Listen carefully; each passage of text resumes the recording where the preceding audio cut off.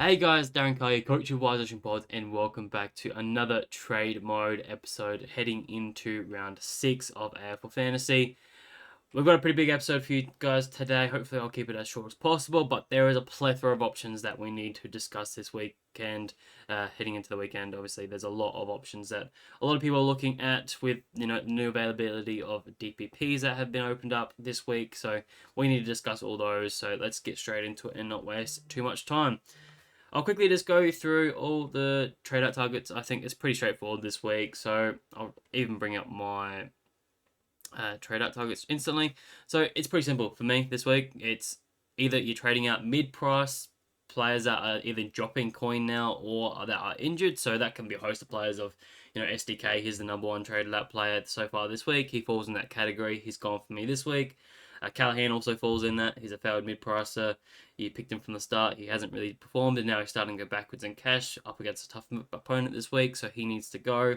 Joel Frazier should have gone last week. If you still have him, get rid of him. Same with Nathan O'Driscoll. He's in that injured category, so he needs to go. Same with the likes of Will Day. If you still have him floating around, he could definitely go. But besides that, it's now time to really start to focus this one up, one down scenario where you're trading out these maxed out rookies that have generated coin for you that are now sort of maxed out, and then you can cull them and bank some bit of coin to upgrade, whether it's this week or upgrade next week. So that's what you want to be prioritizing. And there's a plethora of options that you could look to do that with. Jackson Pryor falls within that category. Put up that 45 on the weekend, which it was a bit disappointing when his teammate went 90. Who I know a lot of people chose to go Pryor over Reed on field, and that obviously hurt them by going 45 points less. But his break even's starting to creep up now. He's got a fair bit of money on his head, nearly 500k, so he could be one that you could cull and get up to that next premium that you're looking for if it gets you up there. But his break even is still fairly low at 36, that he could still generate maybe another 20 or 30k if he can, have a good score against the Eagles this weekend, which I wouldn't put past him. It's obviously a great matchup, so not someone that absolutely needs to go, but is part of that category that could absolutely go this week if you are struggling with trade options. Don't jump off someone just because they need to go. Also, just because you have nothing else to do. It's really a time to really start culling these rookies that are there for pure cash generation. Don't get attached to them. Then downgrading them, banking that 100 and 150k for next weekend. So probably not a great example. Ted Closey is another one that could definitely go as well. He's got 400k on top of his head, so you could downgrade him to a gross. It only banks you about 60k, but yeah, he's got a huge break even, obviously playing as a sub, so he's probably a class as a failed rookie player, not generating too much cash for you. He's made 133k, but I don't think many people jumped on him for his big score of 91 to start the season. It was really after that point where he's probably only made maybe 75, 80k from there. So he's another one that can go. Murphy Reed's probably falls in that same category, 42 break even, so he won't make too much more money from here, but does have Melbourne this weekend. So if you are struggling with options, he could be a worthwhile on field, even though that probably didn't work out too well last weekend against the Richmond Tigers. So try not to field him as best as you can, because he is obviously playing as a small forward, so it's not the best role to score in. So yeah, I could definitely see him popping a pretty decent score on the weekend to keep his cash generation rolling. So for me, I'm looking to hold him this week just because I think he can generate a bit of money, and I have other guys that are priorities to move off of this week, being rookie. So the rookie that I'm looking at jumping off this week, who I can't actually see here, is Joe Berry. He's getting subbed out. He's starting as a sub last 2 weeks, so he's just dropping coin now pretty significantly, break even to 53, so he is the definition that someone that needs to go. Even though he doesn't have a huge amount of money on his head, I don't want to be stuck with him all year, and I just don't see him being any more expensive throughout the year. So I want to jump off him best I can to continue my cash generation in my team. So he's the one that will be going for me if teams allow it. But you got like the guys like Xavier Lindsay, who obviously came back with a pretty disappointing 49 from his return from injury, break even of 49 now. So he falls into that same sort of category that if he gets you up to that player that you're looking for, absolutely trade him out. But I'd be backing him in to continue to go back to his scoring potential that he's shown early part of the season where he was scoring 80s and 90s. So I'm backing him in there to Probably not trusting him on field just this week. I'm going to probably do what I can with looping options if teams allow me to do it. That would be my preference, but we'll see how that sort of plays out. So I wouldn't be super comfortable with him on field just with what I saw last weekend. Obviously, got managed pretty heavily with that 64% time on Tog, just returning from an injury. So fingers crossed he can bump that up and increase his scoring output again to at least hit 60s and continue his cash generation, because he's probably still has 150k still to go if he can find his form again. So fingers crossed that happens. So it'll be worthwhile holding him. Whereas I still think it's a bit early. He's got 25 break even. I know he dropped a 40 on the weekend, but that was obviously a very tough matchup in Hawthorn. Even though they didn't look like they were really showed up in the day, that he just didn't really get amongst it. I'd back him to, put up a good 50, 60 on this weekend to continue his cash generation, which he could still probably make 50, 60k on that. So I still think it's a bit early. You've only traded him in for 2 weeks. I think it's still early, so hold on to him in my opinion. But besides that, obviously your red dot rookies can absolutely go if you're just looking to do a double downgrade, or one up, one down sort of scenario where you're moving off an SDK and then you're looking to jump off a rookie that's not generating cash, then absolutely you jump off those. So pretty straightforward this week in my opinion. I wouldn't be jumping off Sam Davidson though. He has been one of the best rookies I've had all year. Probably going to win the Rookie of the Year award so far. He would be leading it. We'll see what happens towards the back end of the season, as we know that changes quite quickly. But I think he's one that we want to keep on field as long as we can, probably for the next 3 or 4 weeks. Particularly, I think his run's still pretty decent. Hawthorn next week is tough, but Melbourne and Richmond. Oh, sorry, looking at the wrong player here. Tough run for the next 3 weeks, apparently. So, yeah, there's potential that he could jump off him in the next coming weeks, but I'm pretty confident that he will still be worthwhile fielding, particularly this week against Saints. I think they give up a fair few points for wingers, so I'm pretty confident with him on field. But, yeah, maybe make plans to jump off him in the next coming weeks. Besides that, yeah, that's a trade out target. So we'll move on to the trade in targets now, which is what everyone is waiting for. And as I did last week, I'll go through position by position. I'll start with the forwards this week, just because I feel like they're the most relevant options this week, particularly because we have the deep DPP options that have become available, and I feel that's where it's affected us the most. With the likes of Petrarca getting forward status, Nick Martin getting forward status, and Chad Warner probably being the three main guys that have probably put their hand up and probably become inclusions into that calculation of top 6 forwards. So that sort of shakes a few things up, and that's probably where I want this discussion point to start is, what are we expecting the top 6 forwards to look like for the remainder of the year now that we got these additional names? I'd be pretty confident that Petrarca and Nick Martin are pretty much cemented inside that top 6 forwards for the year now. We've seen Petrarca average 105 previously. Probably not going to get to those heights this year, but I could still see him averaging 95, which is well cemented into that top 6 calculations. I think anything above 90 is well and truly included in that, and I think that's sort of where his floor is at the moment. I think he's priced at just below. I'll quickly just double check this, but wrong numbers. He's priced at 90 exactly, so you're probably not going to get him much cheaper than what he is at the moment. Hasn't had the best start to the season, but obviously the next 3 weeks is massive. Richmond and Eagles coming up. Fremantle also pretty decent matchup, so I could see him going fairly well. So if you're not getting him this week, then definitely he could be a definite target next week against Richmond for a bit of a pop score, going into Eagles as well. Just cement him into your forward line for the remainder of the year. I definitely wouldn't mind that. So if you like him, make your calculations for next week to get him in. So he is definitely one part of that group. Probably on the lower scale of things when it comes to the top 6. Obviously hasn't quite found the form so far, averaging 89. But again, I do see him probably averaging 95 for the year, in my opinion. And that's probably very similar to Nick Martin. I'm a bit skeptical on this pick at the moment, just because he is still very expensive. So I wouldn't recommend trading him in just yet, just because he still is priced at like 100 or something like that. Very, very, I think 101 actually. So he's still very overpriced in my opinion. I probably see him closer to averaging 95. I think what we saw towards the back end of the season when he was playing this sort of wing, half forward role. He was relying on a lot of goals being kicked to get these big scores, and so far hasn't sort of been the same sort of fashion of scoring. He's hit the scoreboard a fair bit. 3 goals in the first 4 matches, but 2 back-to-back 70s previously just doesn't give me a huge amount of confidence that he's going to be a reliable pick in there. Although I do see him obviously being a 95 guy, having a few pop scores, and obviously the run coming up is amazing, as we know from Zach Merritt being in the same team. So I wouldn't discourage anyone trying to pick him up, but I do still think I'm targeting value, and I just don't see the value in Nick Martin at the moment. I still think he is a little bit overpriced for what you're paying for. But again, he is super unique, so he could be one that just goes off the chain and be a very big winning pick if he can get off the chain for the next couple of weeks in these particular good matchups.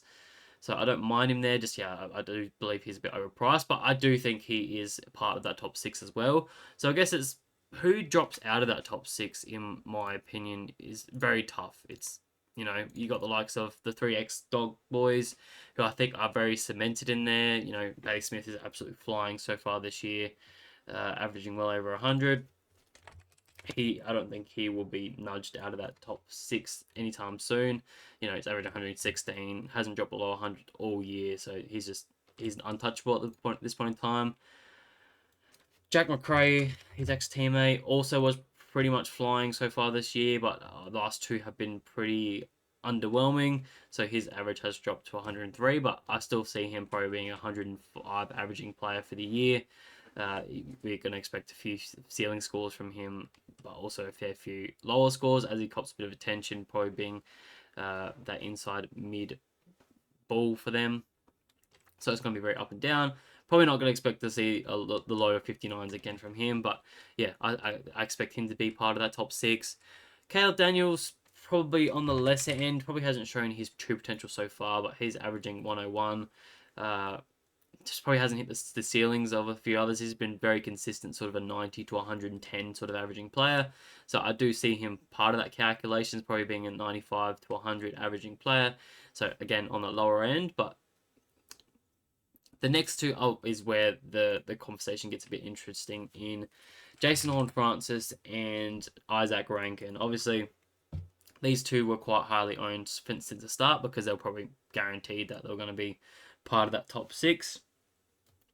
Jason Horne-Francis is the interesting one, obviously with Rosie going into the halfback role last week. Whether that continues or not, we'll have to wait and see. But I do think that has risen his floor a fair bit. Playing a bit more midfield just means he's around the ball a fair bit more often and not spending the time as a deep forward, as we've seen him in the past do a fair bit and kick goals. So it was confident. Gave me a lot of confidence that on the weekend, he was on 8 points at quarter time, and he made it to 100. So he went back to back 30-point quarters and just got there in the end. So that was a positive to see, and I just think that really has risen his floor. So I do see him probably being a 95 averaging player as well. So it puts him well into that calculations. So it is a bit tricky. So you can. I don't want to do this, but I'd say you can throw the blanket over all these sort of top 7 realistically, because again, Rankin, he's been amazing to start the season. Averaging 93, obviously was subbed out for a 70 in round 2, so that probably doesn't truly reflect what his average has been so far this year. But he's been a great starting pick, gone up nearly 60k, put up very decent scores. If it wasn't for the 69 where he had a bit of a calf knock in that game with 5 free kicks against, then that would have been a very nice sort of 90 as well. So it's tough to say exactly what he's going to average so far this year, but I do probably have him closer to that 95-100 range, so probably on the higher end of that scale. So it really puts Jason Horne-Francis, Nick Martin, and Petrarca right on that borderline of, okay, they're probably F5, F6, and maybe F7, part of that top 6 calculation. So I don't think you can go wrong either way. it doesn't really make too much of a difference in my opinion when it comes to that. So I wouldn't be breaking your team to get these players out because you're super concerned that they're no longer going to be top six. I think they're all covered in that sort of range. So I think there's no need to worry, but it has sort of shaken it up a fair bit when it comes to we thought these guys were going to be top six. Anyone that started Dylan Moore, you probably need to jump off now. Jai Sinclair, Simcom, he's been amazing so far this year, but I still have doubts that he's going to be part of that top six for the year. He's had some decent matchups so far at the start of the season and is getting it done and has been a great pick. I do agree, but the role doesn't look appealing to me, so I don't think it's going to be as consistent as it has been so far. Be interesting once he has some tougher matchups coming. Be interesting to see, but yeah, I'm not confident with that. And a few others that obviously are probably a bit more uniquely owned that we don't need to discuss. Sorry. But if you're looking for trading options in the forward line, there is some pretty obvious options. Obviously, a lot of names I discussed. I'll bring that up now. I do still have Jason Horne-Francis at number one. Like I said, I think his floor has gone up a fair bit. I don't think he's going to get much cheaper than he is currently. He's dropped 50k for the year so far, and he's gone 125 and then 100 back to back. One easy opponent, one tougher opponent, and his run isn't terrible for the next couple of weeks into the bye. So that I really like what he's doing. Obviously, the role is great, so I wouldn't mind him there. I don't have the likes of Isaac Rankin in this just because of that calf injury at the moment. Is still quite concerning, but he's still very similar price tag. Probably have him on the higher end of his average. I still think, yeah, like I said, 95 to 100 is about his range, whereas I see Jason Horne-Francis probably being a 95 guy. So take that as you will. Just the injury concerns me, plus the tougher matchup this week, particularly against the GWS. I don't think you're going to get that pop score that you're looking for from a trade-in, so you probably can wait a little while there.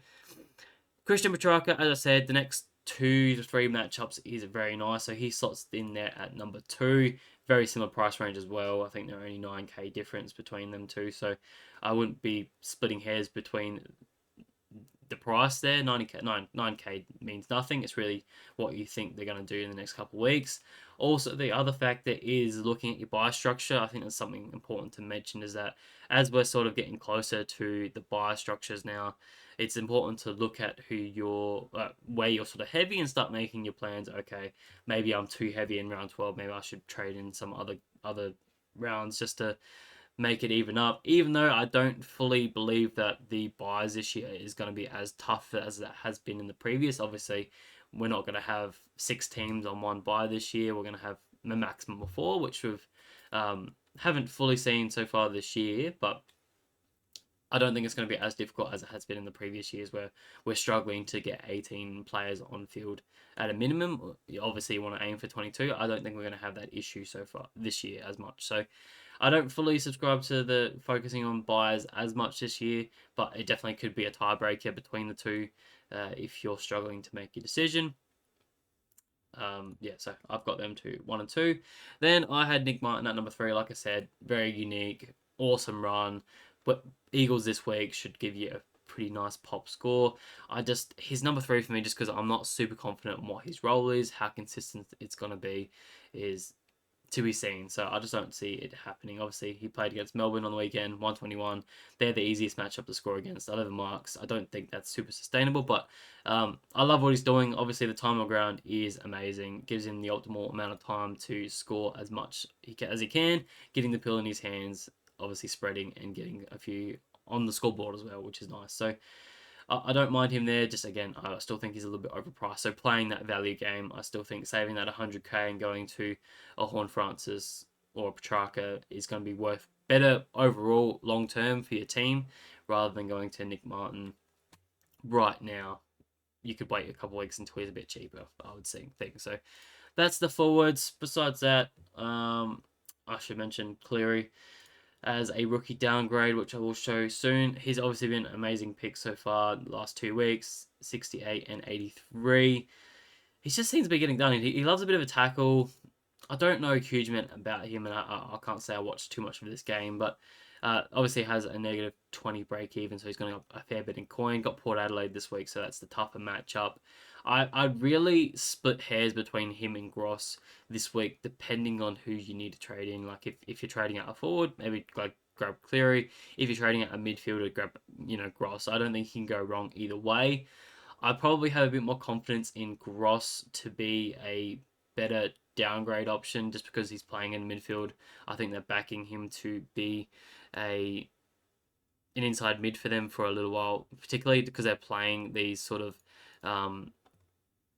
they're just playing the kids at the moment, right? So that it was seen evidence of that where I can show you the CBAs right here.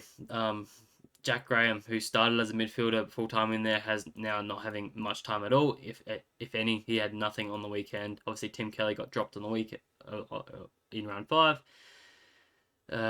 Baker's still running in there at 50%, but they're pretty much just relying on Gross, Jack Hutchinson, and Clay Hall as their sort of third midfielder in there. So playing the kids, which is confident to see.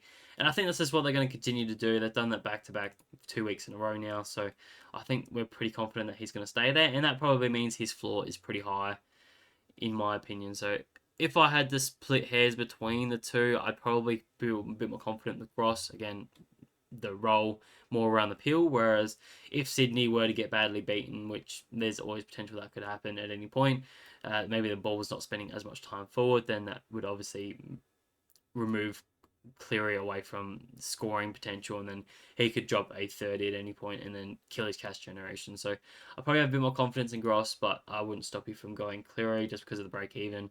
And depending on your structure, it's probably one of the last weeks you can grab him this week. Obviously, he'll be over 400k next week, you'd assume, if he puts up another decent score. I think, yeah, even at his 44 projected score goes up 56k, so that already prices him at over 400k, and it's probably a bit too late at that point for his particular style of play. So if you like him, grab him this week.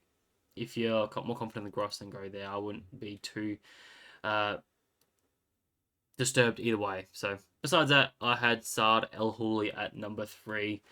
I'm not super confident that he is out of the best at the moment. As good as he has been, let me get rid of this. When he's come on field, I just don't know if he's quite out of the best yet. Obviously, Eagles this weekend could be very nice. He got 62% time on the ground this week, obviously with an early injury. So fingers crossed he does break out of that sub role at the moment. Then he can be a great option for us next week, I think, because he'll still be, 300, 350k at most, I would assume. So you can still grab him next week with the nice flexibility of a defender midfielder status as well. It's always nice. But if you're in the luxury position where you've already picked up one of Gross or Cleary and you're looking to grab that next one, again, I'd probably just grab the other one that you don't have. And then, again, Saad El Houli can come into your side next week. Because he looks like he's going to be an important rookie that a lot of people will jump on next week. So that's the rookies done. Well, I think I finished off the forwards. Again, I think I've mentioned all of it. I do think it's probably a bit too late now for Ryan Marrick. He's priced at over 600k. So let me just quickly check what that prices him at. I think it's 60 something. 62. So again, you'd have to be pretty confident that he's probably going to go closer to that 80 mark from here on out to be a worthwhile pick to get that probably 15 points of value. So if you believe that's possible, then go for it. But I probably see him, closer to that 75. If not, yeah, I would like to say 80, but I'm just not sure he's got quite that capacity at the moment. Obviously, he's been all right so far, making a lot of coin, and if he's the best you can get up to, then go for it. But I do think there's better options in that sort of price range. Besides that, not really need to talk about anyone else. I know fair few people are looking at Sam Draper, obviously with the solo ruck role with Nick Bryan out with the ACL, I believe it was. ACL or Achilles, whatever it was. He's out for the season, I believe. So this will be interesting to see what happens when it comes to team selections, whether they bring in another ruckman. I'd probably expect them to. I don't see why they wouldn't. It seems to be their sort of way they want to play. So yeah, and he's been a very good forward for them over the first month of footy. So I'd be pretty confident that they would bring in a second ruck, and then he wouldn't be an option in my opinion. So not really looking there, but if in draft, definitely worthwhile picking him up. Pickett as another option. I it's tough. It's very tough because obviously he's been scoring well the last 2 weeks. I just feel like we've seen this before. He plays this bit of midfield role and he has a few pop scores, but then he spends a bit of time forward and then he gets a 40 and then he's ruined all his cash generation. So I still feel very uncomfortable with it, especially at 721k. It wouldn't take much for him to drop a stinky, even a 70 would kill all his cash generation. So he needed to continue at his 90 plus ways. So I'm just not sure if I'd be willing to pay up for him at this time. That's why I didn't include him in my top 5 trade in the forwards. I just think you find the cash to get to those top line guys and not play around with these mid prices too much, particularly at that price range. I think you just try and get the top guys. But that's probably it for the forwards. Now we'll move into the, if I can go back to my page, we'll go back to the rucks. We'll just move up the line. This is pretty straightforward in my opinion. I don't think we're probably doing too much this week in terms of rucks, unless teams throw up a pit net coming in to support TDK, then that might throw a few things in the air. But I do still think Kieran Briggs is just the obvious answer because I don't have a huge amount of confidence that, Max Gawn or Marshall are the answer at this point in time. Marshall looks pretty banged up and isn't scoring as well as we're probably expecting him to. 145 break even. He's just dropping massively in coin, even though he does have a good matchup this week. He's just not hitting those hit-outs like we're pretty used to seeing him, and he's not getting touches around the ground like we've used to seeing as well. So there's every chance that he could turn it around. I have no doubt that we could be talking about him next week. He's scored 140, and he's an absolute massive must-have target next week. But I just don't think we've seen enough to jump on it this week with a huge break even. So I'd probably feel a bit more confident just going to a Briggs, just having that secured sort of, he's not going to be a massive scorer for us, but he's going to hit the sort of 90s over the next sort of month or two, generate a bit of coin, and then we can jump onto the guys that look like they're going to be the best for the remainder of the year, hopefully at a cheaper price as they are at the moment. So if you don't have a Cherry, then that's obviously one you could go to if he finds some form again. Max Gawn, he's obviously nearly at $1 million so far, and probably won't drop too much more than what he is currently, with a few easier matchups coming. But yeah, he shouldn't go up too quickly, I wouldn't have thought. Marshall's obviously dropping fairly quickly. And those probably the only three I'd consider to be top of their line. So that's the rucks pretty much sorted out. We'll wait and see what happens with teams with TDK if that is something that we need to address. I do have my concerns, as I said. TDK, when Pitnet is inside, he's sort of this 80 averaging ruckman playing full forward against North Melbourne. Could be a decent matchup, but I'm just not super confident with that. Obviously, with a huge break in of 129 as well, he would drop a fair bit of coin and undo a lot of that good cash generation he's done to start the season. He's made 100k so far this season, and he could easily drop 40k this week if he drops another 70 score, which is definitely possible if he's playing second fiddle, second ruck there. So be concerned with that. Still make your plans if that happens. Whether it's a priority for you to trade him out is still to be seen. I'd have to. It's obviously team dependent. If you have got other big issues in your side, then there's no reason why you can't just hold him for this week and then make him a priority trade out next week. But if you've got nothing better to do and your team's looking pretty steady, maybe you've already picked up one of the other sort of rookies that we're looking at this week, then I'd definitely be jumping off TDK and just moving him on to get more cash generation, banking a bit of coin for next week, or going up to the likes of Max Gawn, who looks like he's got a fairly good run coming up and seems to be the healthiest of the top 3 ruckmen at this point in time. So that's probably what I'd be doing. We'll move into the midfielders now, where there are a plethora of options that we need to discuss. A lot of people are looking at an upgrade this week, and it's really tight on who you're selecting because we have a lot of premium selections that are all priced probably within 20 or 30k, and trying to decipher who is the best pick is pretty tricky this time of year. And we also have a lot of value options that a lot of people, if you can't get to the top options, then I will show them as well. But just off the top, for midfielders, if you are selecting a premium option, I have Nick Dacos at number 1. Now, it probably doesn't seem like the best option. I will say that because it is going to be a bumpy ride. I will not shy away from that. Obviously, he is a fantasy gun and he is one of the best players in the competition.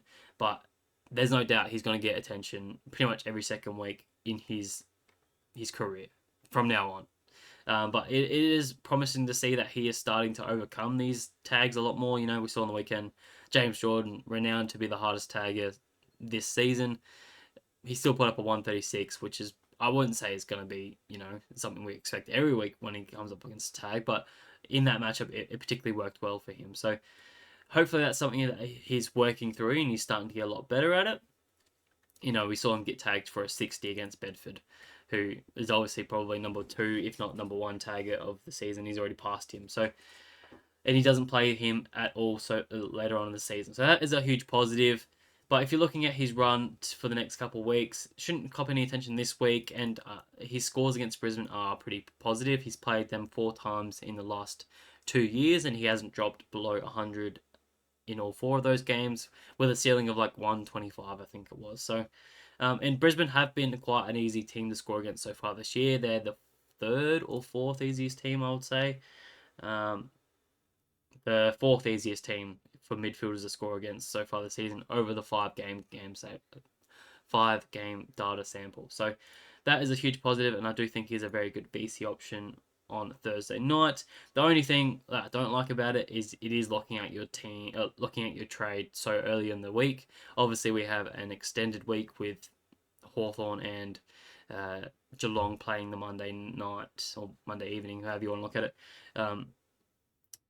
So we have an extended weekend, so that means there's more that could be going wrong. Obviously, Geelong would laid out. Maybe Bailey Smith is a huge laid out and something that we need to address, whether it's a huge injury or he's just missing with 1 week of rest. There's anything that could happen with a long week, so it doesn't give me a huge amount of confidence locking out the trade. So that definitely could be something that you calculate into trading him in this week. But I'd still have him at number 1 just with... I like the ceiling that he has. I think he's very underpriced. I think he's priced at 104 at this price tag at the moment. And I see him probably being 110 averaging player for the year. Just slightly improving on his 2024 numbers, where Collingwood were the 3rd lowest fantasy scoring team in the competition. So I'm hoping that they're improving on that this year, which will give him that slight little bump, obviously being the main player for them. But like I said, it's going to be a bumpy ride where he cops a bit of attention. You could potentially have a Durham tag next week, but that hasn't been a huge tag. We're seeing Dawson go massive against them. Rosie did okay as well, and a few others, so I wouldn't be too concerned with that one. Against the Cats, they've used O'Connor previously, and they've even used Nevitt as early as last week on Jordan Dawson, so maybe that's something to expect coming into that game. Probably not going to expect anything for the next 3 with Freo, Adelaide, and North. They don't typically tag too much. Hawks obviously have used Finn McGuinness notoriously to tag him, so whether that actually happens this year or not, I feel like Hawks probably just back their system to outplay Collingwood. I don't think they're using him as much of a tag anymore, but I wouldn't be surprised if they're bringing him back into that midfield just to do that bit of a role. It didn't really work last year when they did that. I think he got off the chain a fair bit, so I don't see that happening, so I'm not too concerned about it. So I don't see too many tags that are absolutely going to ruin his average and ruin his season. From now into the buys, I would have thought, obviously after the buy, coming up against Windhager is probably the next toughest tag he has coming up. Besides that, after that, really there's no one besides who I've already mentioned with Finn McGuinness and maybe a Sparrow with Melbourne, but I don't know if that's something to be worried about. So I'm pretty confident that he's got over most of his tagging issues so far this season, which is pretty nice, and I think it's the optimal time to jump on him. He's obviously very underpriced, and I think he can go 5, if not 10 points above what he's priced at currently. So he's optimal to trade in this time, and he's obviously a good captain option. Where it comes difficult is trading in the next players in this list, where they're all very similar. He's obviously Nick Dacos was the cheapest of the lot, but you've got the likes of Andrew Brayshaw. Obviously, a lot of people jumped on him. He is down at number 4 for me, even though he does play the easiest matchup this week against Melbourne. I think you've missed the boat a little bit now with him because his run starts becoming a bit tougher from next weekend. He's got Adelaide, who is the toughest matchup for midfielders so far this season. St Kilda pretty neutral, Collingwood pretty neutral. Then GWS and Port Adelaide, who are the second and third toughest matchup so far this season. So 1, 2, and 3 toughest matchups in the next 6 weeks is not something that appeals to me. Although he won't get much attention because he doesn't. Sarong obviously gets a lot of the attention for them, so there's always that. And I just think you're paying for what you're going to get. I'm not shying away from the fact that I think Brayshaw is a 105 averaging player for the year. I think we've seen enough from that last year, and what we've seen so far pretty much backs that up, where he's not getting the marks. Even in very fruitful matchups, he's not getting the marks around the ground. So while he could absolutely put up a massive score this week with a 140, I'm just not super confident that for the next 6 weeks that he's going to be even 100 averaging player. So I've got him down there at number 4, but I still think he's a keeper for the year. I also had Sammy Walsh at number 3, if I can find him. He's down here. I was pretty big on him last week at my number 2. Went back to back with on a 126. Relied on 3 goals, didn't really get the tackles, but it's pretty hard to tackle someone when the opposition never had the ball. So expecting that to jump up again this week. He looks like he's found his form again, as Sammy Walsh does. Spreading, getting plenty of marks, and getting plenty of disposals. 37 disposals on the weekend is massive. 31 the week before, and loves a bit of a tackle as well. Hitting the scoreboard. I like what he's doing. Run is pretty decent as well. Next 2 are pretty nice, North and Geelong. Adelaide and St Kilda a bit tougher, but yeah, also the round 12 bye, something to consider, as I said. So the run isn't the best, but it's not the worst. When not as bad as Brayshaw's in my opinion. So take that as you will. And he is, probably 10k more expensive than a Brayshaw. I had Tom Green at number 2, who isn't on this list. The reason I have him at number 2 is because he's not going to cop much attention anymore. It seems like a lot of opposition coaches are looking to tag Finn Callaghan now. So he looks like he's just running free, getting as many disposals as he wishes. He's pretty good at tackling, as we've seen in the past. And he looks like he's getting a fair few marks around this ground as well. Although that has been against some easier opponents. So I'm liking what he's doing. He's shown he can be a 110 averaging player in the past. So I'm backing him that he could do that this time this year, and priced at 104 as well. Probably 5 to 6 points of value there for him. So he slots in there at number 2, and probably has the nicest run of the lot, I will say, after Adelaide this week, which is why he drops it in number 2. I think he'll be a massive target next week because he has 6-week stretch where he doesn't run into a tough matchup at all. Like I said, very unlikely to get a tag. Round 16 bye is also very, very nice. And even if you look further than that, he's only got Port Adelaide at round 13. Besides that, he doesn't run into a tough matchup until round 24. So his run to finish this season is massive. So he's a massive target probably come next week when he gets over this tougher matchup in Adelaide. So he's definitely part of my calculations for next week. But if you've already got a Dacos or a Brayshaw, or you're not confident in a Sammy Walsh, then definitely it would be worthwhile jumping on Tom Green this week and just riding the cash generation, what he's got at the moment. So yeah, I love him at number 2. I had to throw Zach Merritt at number 5, just because I can't deny that he is an awesome player. There's no doubt in my mind that he's going to be part of the top 8 midfielders for the remainder of the year. He has not dropped under 105 average in the last decade, so he is one of the most safest players that you could ask for. So paying 100k extra to grab him with the fixture that he has to the mid-season buys, I wouldn't stop you. If the only caveat I'll say with that is that I'd love if you can leave yourself 100k still remaining in the bank. If you can trade him in and do that, that would be ideal. Right. Otherwise, I'd be trying to pick up these cheaper guys, just trying to play that value game that can do very similar. But if you can leave yourself a bit of money in the bank, and grab Zach Merritt, then I would not stop you from doing that, because we know how good of a player he is. He could be a difference. He's still quite unique. Obviously, a fair few people jumped on him last week and this week, but yeah, he can be a game changer for you, and obviously a huge captain option. Probably pops another nice score this weekend, so I wouldn't stop you from going there. So pretty straightforward. That is my top 5 trade-ins for premiums. Now, if you're looking for cheaper options, is where it gets a bit tricky, because I have a couple names here that a lot of people are looking at. The first one I wanted to talk about was Jai Newcomb. Now, there's no surprise that they have the nicest fixture run for the next sort of 6 weeks. We spoke about it when Will Day was sort of in the mix. Just look at it. It's Geelong, West Coast, Richmond, Melbourne, Gold Coast. The next 5, pretty much all green matchups. Geelong has just dropped out of being a green matchup in the last couple of weeks. But even after that, Brisbane, Collingwood, Western Bulldogs. So 8-week stretch that is really, really nice. Pretty much getting you to round 15 by at the moment. So he could be that sort of middle price player that you can jump on right into the mid-season buys and trade him out at that buy. Probably puts up a few ceiling scores. But the thing that concerns me the most is that he probably becomes the number one tag target at Hawthorn now. With Will Day out, he is obviously the next most damaging midfielder. But I do like what he does. You know, he's a tackling machine, and he's also very good overhead, so he does get a few marks over his head, and he's obviously shown he can score even a tough matchup against Port Adelaide. He just got it done, 118. So imagine what he can do in some nice matchups coming up in a couple of weeks.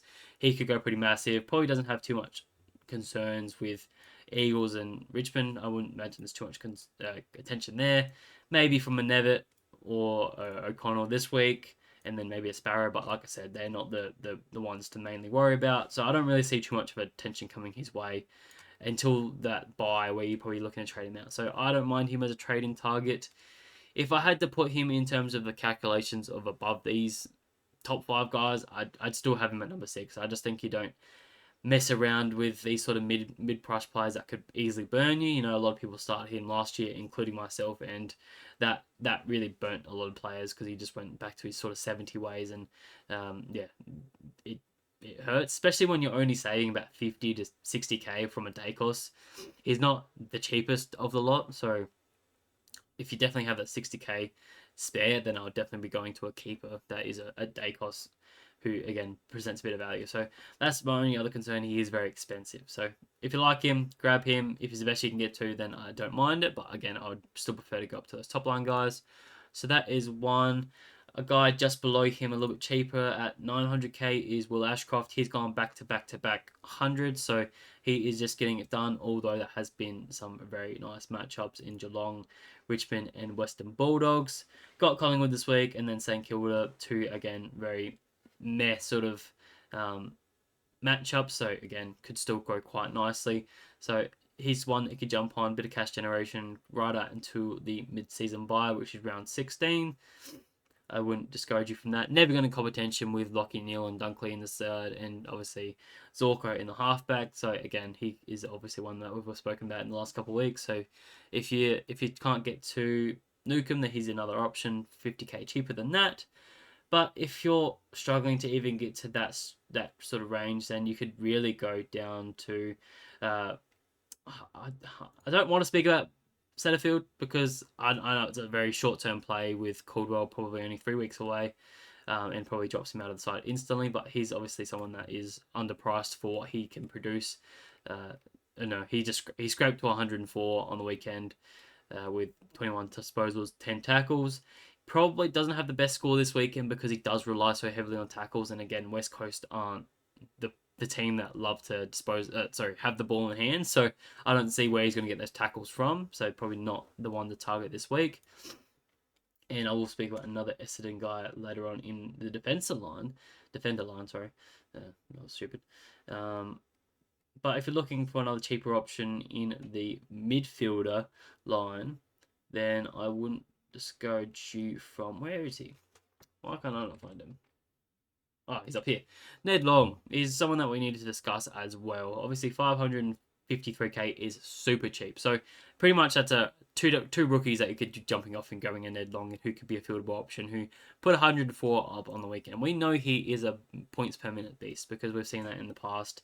And the only question is, can he avoid the best? And I'm hoping that is true. I'm hoping that he can avoid the best. It's just, will he do that is the question. Obviously, they're throwing magnets around every single week. With Houston was out for a week, then Perryman had to go into the back line. So now what happens when Houston comes back? Does Perryman then go back to the midfield? Then Ned Long goes back to being the sub, right? They seem to just managing their older players. We saw the likes of Pendlebury start as a sub and Ned Long start on the field, and then they sort of swapped as they went along each and every week. So there is obviously lots of risks to him. He could be the sub as soon as next week, but I believe that the coach has come out and said that he probably avoids the sub rule for a little while. Until he drops a bit of a stinker, or Collingwood start to struggle, and they just go back to the old ways of trusting their older players. So there is a lot of risk there. He could easily drop a 30 at any stage and then kill all his cash generation, or even worse, be out of the team for a little while.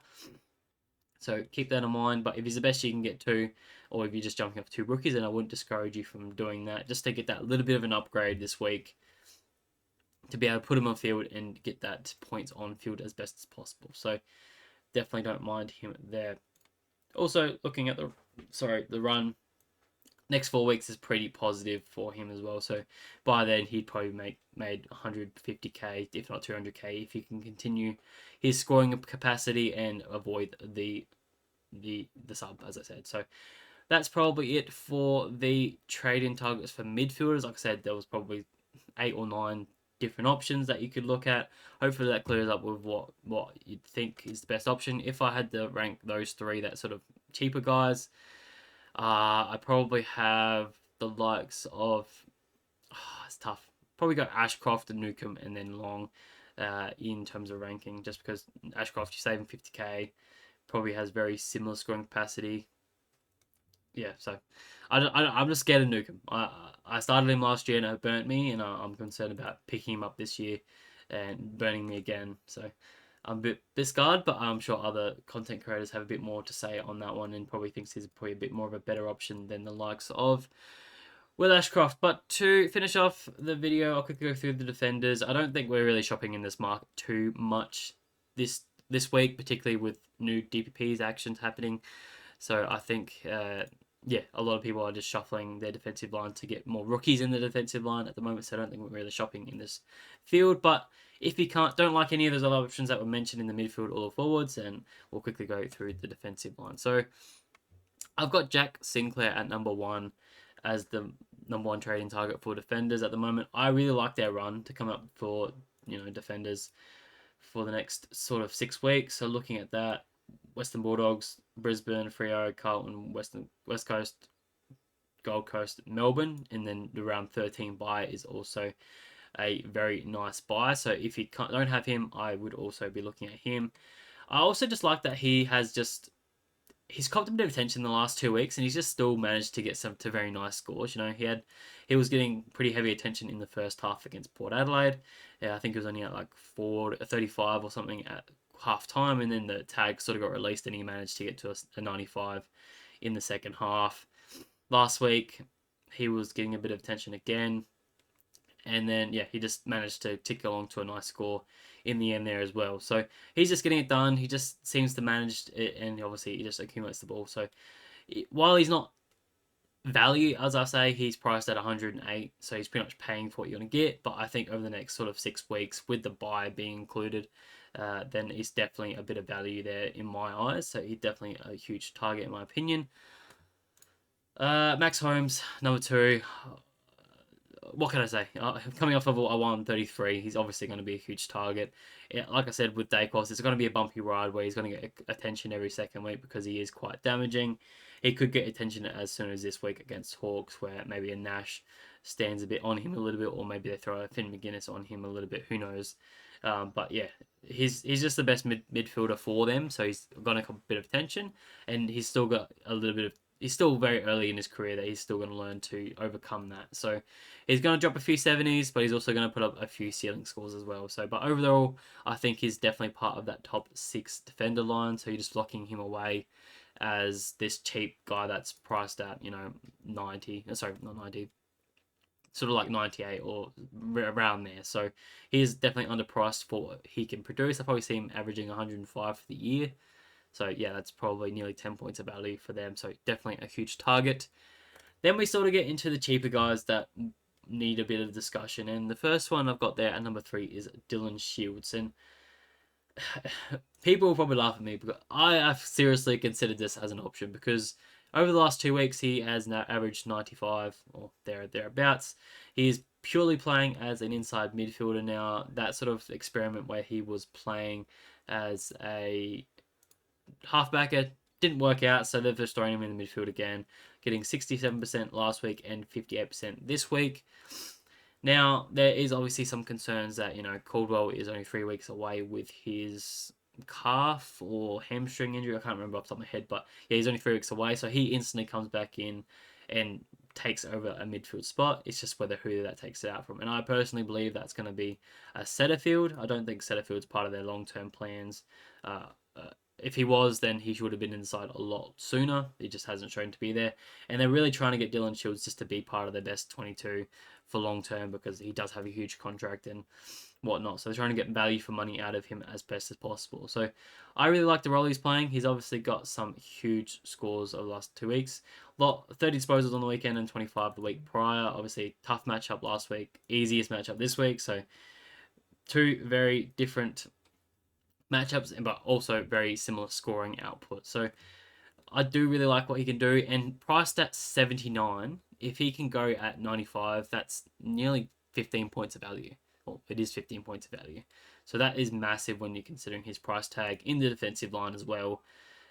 Picking up defender status on the weekend was pretty nice. So he is definitely someone that if you are shopping around for that mid-price range and maybe you can't get up to a Will Ashcroft or you don't like that option or a Newcomb, maybe you can even play a Dylan Shields in your midfield line for a week or two until things start to shuffle again and you start to move some defender rookies out and shuffle him back. So he is definitely one I'd definitely be considering. 15 points of value this time of the year is nothing to sneeze at.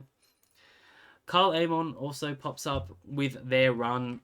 It's probably someone that a lot of people have missing, but he is, averaging 91 for the year. He's shown to have a pretty high ceiling, but also a pretty low floor, although that was against a tough opponent. But his run, obviously, against the next sort of month is amazing, as we know. Look at all that green for the next 6 weeks. He could just absolutely go massive. And looking at his scores over the last, first month or 6 weeks of the season, he has not come up against an easier team so far. And just think that he's put up 111 against a neutral matchup. Imagine what he could do against easy matchups in the next couple of weeks. So he could be putting up, 120s, 130s come this week and probably for the next 6 weeks. So he is definitely one that you could jump on for a bit of a pop score for a little while. So consider him, but he's very pricey at 900k, so please consider that. That's why he's down at number 4. And then I had Jasper Fletcher at number 5, just because I really don't like the pick, in my opinion. I know a lot of people are looking at it, but he scares me with the 47s and 36s. While that may not be in the same role, it concerns me, especially with Kitty Coleman potentially back in 2 to 3 weeks' time.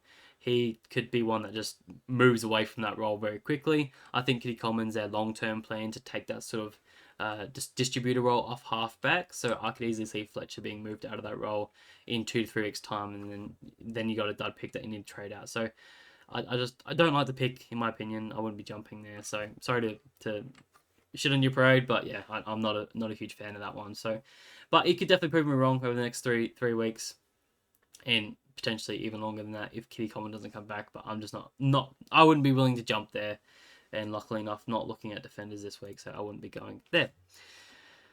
But that's it for all the trade-in targets. I'll quickly just finish off the video of what I'm looking at doing. It pretty much hasn't changed from my previous video. If you didn't look at that, go check that out. But Sam De Koning is still going for me this week, and I am picking up my number 1 trading target in Nick Dacos, and probably putting the VC him on him on Thursday night. And I've got a couple different options that I'm looking at for my second trade. I've got 3 options so far, and that really depends on team. So that is if Tom De Koning has Pitnet alongside him, then he could go to the likes of Briggs. That would be pretty straightforward. That's banking me about 350k for next week's trade target, and that would be trying to pick up the likes of Tom Green, as I mentioned. So that would be quite handy if I can have a bit of coin in the bank to do that. The other one is Miles Bergman is named as a test to play this weekend. Obviously, after his knee knock, didn't have any structural damage to it, so fingers crossed he is fit enough to play and can continue his form that he showed early in the season. If he doesn't get up, then he is probably just a trade for me. I don't think I'll be willing to hold him for the week just because he is a mid-pricer. He's not part of the best six defenders, and just holding on to a nobody that isn't really generating any cash for you or not doing anything for you. And it's a lot of money on his head that I could get on field, so he'll probably go. And it does leave me with zero cash in the bank if I go to the likes of Newcomb. So I could go there. I am not probably a fan of that option, but it's definitely one that I've considered. The other option I have considered is obviously Dylan Shields, about 150k leaving me in the bank, and I'll just play him in the midfield for a week or two, like I mentioned. The other option is just a rookie fix-up, getting off Joe Berry and just trading in a Cleary, just because it fits my structure better. Unfortunately, I would love to get Gross, just as I said, he's probably my target, but Cleary just being, I'm trading out a forward, so grabbing a forward makes the most sense. Otherwise, I'm locking in my structure a little bit with having to go Ted Closey into my forward line and then running 3 sort of solid midfielders. So consider that as you will when you trade in. But yeah, that's my trading targets. I've got 119k left in the bank, so we'll see how it goes, how we're structuring up so far this week. Fingers crossed for a better week coming up, but yeah, we'll see how we go. Heads high, and hopefully coming back so far this season. So hopefully you guys have enjoyed this video. A massive thank you to everyone that subscribed. I have finally reached the 1,000 subscriber mark, so grateful for everyone that subscribed, and hopefully you guys are all enjoying the content that I'm producing. It means the world to me that you guys are enjoying what I'm doing, because yeah, it's been a pretty big dream of mine to become a bit of a content creator. Even before I was the winner of this whole competition, it was something that I always wanted to try out, and I'm glad to see that it's been 2 years, but it has been thriving, and I'm glad to see that everyone's enjoying it. So a big shout out to all you guys. I love you all, and thank you for everything that you guys have done for me so far. But please stick around. There's still so much more content coming out on this channel over this season, and we'll see how we go into the next couple of seasons. But yeah, hopefully you guys have enjoyed, and I'll catch you guys for captains tomorrow. Take it easy. Bye.